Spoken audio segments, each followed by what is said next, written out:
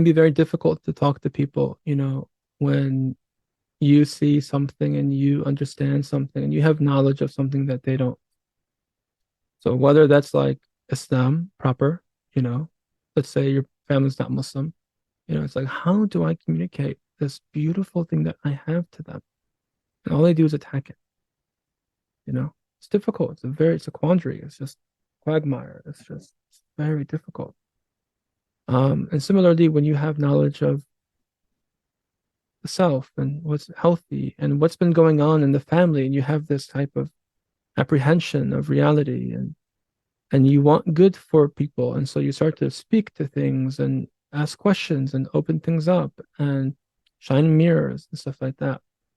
But when people are not receptive to that, you can be surprised how quickly and swiftly they could attack you and turn against you and make you feel like you're the problem and maybe even say that you're the problem and you know you've changed and you're trying to attack us and you think you're so good and you think this and that and really flipping the script. And ultimately it's like you have to learn to allay expectations, you know you have to allay expectations. Like, if I'm going to do this work and I'm going to be the first in my family to kind of grow up, just to snap out of it, um, know that you're going to meet with resistance. Same way, anyone in the family that becomes Muslim, you know, faces it. Even when the Prophet ﷺ came, any prophet that comes and when you break the status quo, when you go against status quo, you're going to get heat. You're going to get resistance. Absolutely. So it's allaying expectations that it's going to be easy. But if you commit to the work, and you're coming to them understanding that they can't hold what you're holding. They can't see what you're seeing. Like, you're in a different world.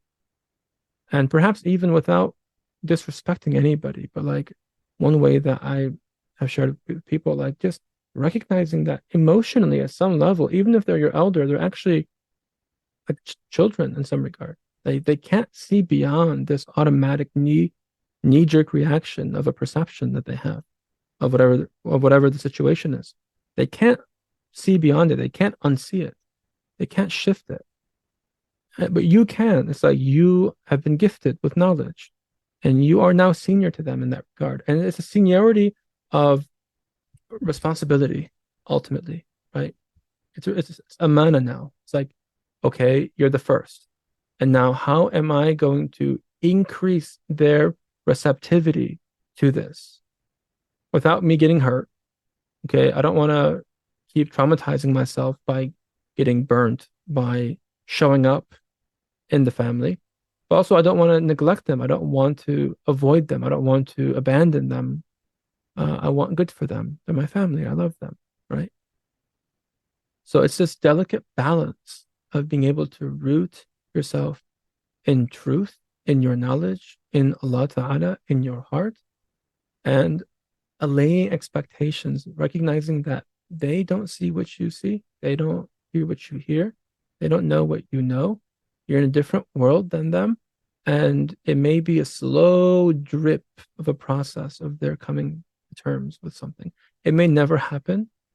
We ask Allah Ta'ala for afiyah, and it may take months or years for something to happen.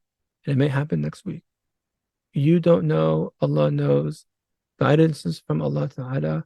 One of the dhikrs that we're given by our teachers, أنت الهادي أنت الحق ليس الهادي إلا الله. You are the guide and you are the truth. There is no guide but you, but Allah. There's no guide but Allah.